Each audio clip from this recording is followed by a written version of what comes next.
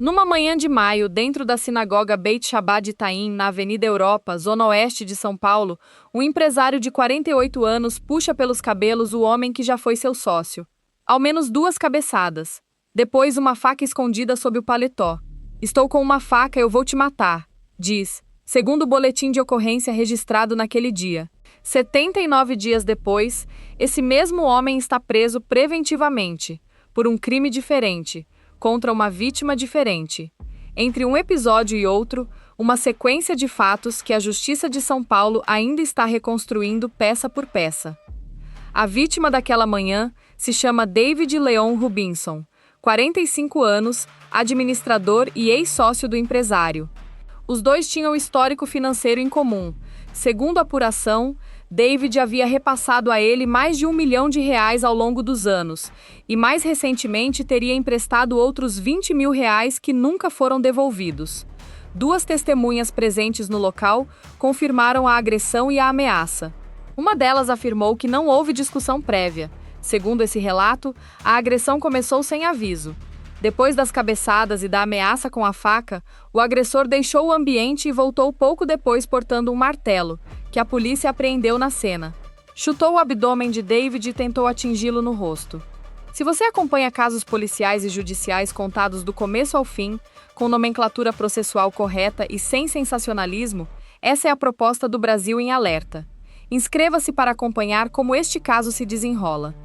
Nos dias seguintes, segundo relatos levados aos investigadores, o pai de David, internado havia semanas em estado grave, com hemorragia cerebral, recebeu um áudio de ameaça atribuído ao mesmo homem. Médicos que acompanhavam o quadro registraram em atestado que o episódio contribuiu para a piora clínica do paciente. Diante da gravidade, a Justiça determinou em junho uma medida cautelar. O empresário e sua então esposa ficaram proibidos de se aproximar a menos de 500 metros de David e de familiares dele, por qualquer meio. Medidas como essa, aplicáveis mesmo antes de qualquer denúncia formal, buscam proteger potenciais vítimas enquanto a investigação segue seu curso. O inquérito sobre o episódio da sinagoga seguiu aberto no 15º Distrito Policial, no Itaim Bibi, sem denúncia formal, sem prisão até aquele momento. Um inquérito pode permanecer aberto por meses, às vezes anos, antes de resultar, ou não, em denúncia. Mas para entender como esse mesmo homem chegou a uma segunda prisão em pouco mais de 2 meses, é preciso voltar alguns anos, a uma vida que de fora parecia bem mais tranquila. Ivo Vel Costa tem 48 anos e construiu carreira no mercado financeiro da Faria Lima. Formado pela FAAP, passou pelo JP Morgan e pelo UBS antes de se tornar sócio da Link Investimentos por 11 anos. Depois, dirigiu operações na Itaim Asset Management, até fundar, em 2018, a securitizadora Virgo. A empresa foi alvo de um processo da Comissão de Valores Mobiliários por suspeita de uso irregular de recursos de fundos de investidores, um processo ainda em andamento. A Virgo foi vendida ao Grupo Risa em 2025, e desde setembro daquele ano, Ivo se apresentava como investidor privado em período sabático. É filho de Olga Vel Kostrambuk, filântropa à frente de um instituto cultural da família. Nas redes sociais, onde reunia mais de 15 mil seguidores, o perfil que ele mantinha mostrava viagens, referências aos Beatles e um cachorro chamado Donald Trump. Estava casado com Júlia Melo Falcão, cirurgiã dentista de 27 anos, havia cerca de 2 anos e meio, depois de quase 1 ano morando juntos. Segundo o relato dela, poucas semanas antes do casamento, Júlia já havia registrado um boletim de ocorrência contra ele por estupro marital. Na segunda delegacia de defesa da mulher, ela descreveu o que dizia ter vivido. "Eu estava dormindo tranquila e acordava com ele em cima ou dentro de mim. Eu pedia para ele sair, eu pedia para ele parar, e isso não acontecia." Segundo esse relato, os episódios ocorriam em períodos nos quais Ivo enfrentava problemas com o consumo de álcool. Esse inquérito segue em andamento, sem resultado público até hoje. Júlia também afirma que antes de agosto já havia registrado outros boletins de ocorrência contra o marido e chegado a obter uma medida protetiva, que retirou ao retomar o relacionamento. Segundo ela, o padrão se repetia: agressão, pedido de desculpas, promessas, reconciliação. Na noite de 14 de agosto, O casal voltava de um jantar com clientes. Foi essa noite que levou Ivo à prisão preventiva. Segundo o relato de Julia, a discussão começou ainda dentro do carro, com socos no rosto e no corpo. Ela conseguiu sair e pedir ajuda na rua, e uma câmera de segurança registrou o momento em que ele a alcança com um soco. Havia um segurança no local que, segundo ela, não interveio. Ivo teria dito ao segurança que ela estava bêbada, doida e louca, e pedido que a levassem para dentro do prédio. "Não vou, pelo amor de Deus, ele vai me matar", teria respondido Julia, que, segundo seu relato, foi levada para dentro contra a vontade. Já lá dentro, as agressões continuaram. Ela afirma que ele usou um dispositivo de choque para intimidá-la e ergueu um taco de beisebol em sua direção, atingindo-a na mão direita quando ela tentou se proteger. Conseguiu fugir e pedir ajuda a vizinhos, que acionaram a polícia militar. A versão de Ivo é outra. Ele nega ter agredido Julia dentro do carro e afirma que foi ela quem, alterada após beber, o atacou com socos e chutes. Quebrou vidros do veículo com uma pedra, pegou o taco do porta-malas e quebrou uma garrafa dentro de casa. Admite ter dado um soco do lado de fora, mas sustenta que foi em reação. As fontes também divergem sobre o endereço exato. A Folha aponta a Rua Desembargador Mamed, em Pinheiros. O UOL mencionou inicialmente o Jardim Paulistano. Na madrugada seguinte, ambos foram levados ao Instituto Médico Legal. Julia apresentava edemas e equimoses no rosto e uma lesão na mão direita. Ivo, ferimentos na testa e na orelha.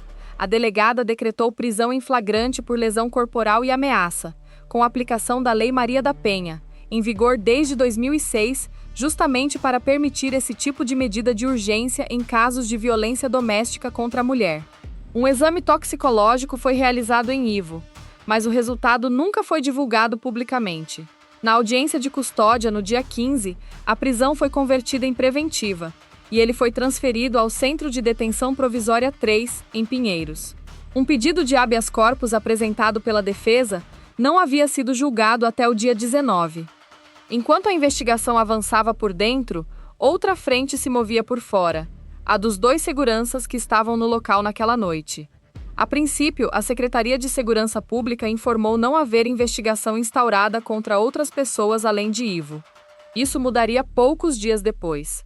A empresa responsável, a Previx, fez questão de diferenciar as 2 funções envolvidas. Um agente de patrulhamento, que segundo a empresa teria sido quem acionou a polícia militar, e um guariteiro, segurança local que não integra o quadro da própria Previx. A distinção viria a importar diretamente para o rumo da apuração. Nos dias seguintes, Julia deu 2 entrevistas na televisão, ao Fantástico da Globo e ao Estúdio I, da Globo News. "Eu acho que dessa vez ele tentou me matar", disse na primeira. Na segunda, detalhou o histórico de boletins anteriores e o inquérito por estupro marital. Publicou também, em suas redes, imagens dos ferimentos e uma conversa de WhatsApp atribuída a Ivo, com o seguinte teor: "Do mesmo jeito que posso ser bom, posso ser bem mau. Se não boto meu exército de advogados contra você e todos." No dia 18 de agosto, a promotora Fabiola Sucasas apresentou denúncia, aceita pela Vara do Foro Central de Violência Doméstica e Familiar contra a Mulher. Ivo passou oficialmente a condição de réu por lesão corporal e ameaça. A juíza Carla Balestreri negou o pedido de prisão domiciliar e manteve a preventiva. Foram determinadas medidas protetivas de 300 metros de distância e proibição de qualquer contato. A magistrada também considerou que a retirada de Julia da residência e a privação de seus bens configuraram violência patrimonial e psicológica. Familiares de Ivo teriam trocado as fechaduras do imóvel após a prisão dele, impedindo a entrada dela. A justiça determinou o retorno de Julia ao lar e a restituição do veículo e dos pertences.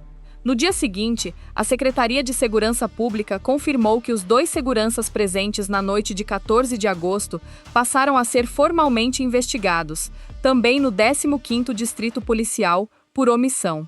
O advogado de Julia, Fábio Fagioli, foi direto. "É um absurdo a autoridade ter enquadrado como lesão corporal." Segundo ele, os indícios reunidos até aqui apontariam para a tentativa de feminicídio, uma pretensão da representação da vítima, não a imputação atualmente aceita pela Justiça. A diferença entre as 2 tipificações não é apenas simbólica. Lesão corporal no âmbito da Lei Maria da Penha prevê pena bem menor do que tentativa de feminicídio, crime que pode ultrapassar 12 anos de prisão. Fajoli chegou a apontar 3 frentes de responsabilização no caso: o próprio Ivo, os familiares que trocaram as fechaduras do imóvel e os seguranças que, segundo ele, nada fizeram para impedir a agressão. A defesa de Ivo, pelo advogado Davi Gebara, preferiu não comentar detalhes cobertos por segredo de justiça e lamentou que familiares sem relação direta com os fatos investigados tenham sido citados publicamente. Até aqui, 3 inquéritos seguem abertos e sem resultado público: o da sinagoga, o do estupro marital e o que agora apura a conduta dos seguranças. O processo pelo qual Ivo responde como réu corre sob segredo de justiça, o que restringe o acesso público ao número do processo e a determinados documentos, mas não significa arquivamento nem ausência de andamento. Não há, até o momento, data prevista para os próximos passos. Em suas entrevistas, Giulia deixou um recado para quem estivesse ouvindo em situação parecida. Por mais moroso e difícil ou ofensivo que seja o processo de fazer uma denúncia, faça, registre o máximo de informação, tenha o máximo de prova. 79 dias separam a manhã na sinagoga da noite, que terminou em prisão preventiva. E, por enquanto, é a Justiça de São Paulo que decide o que vem depois.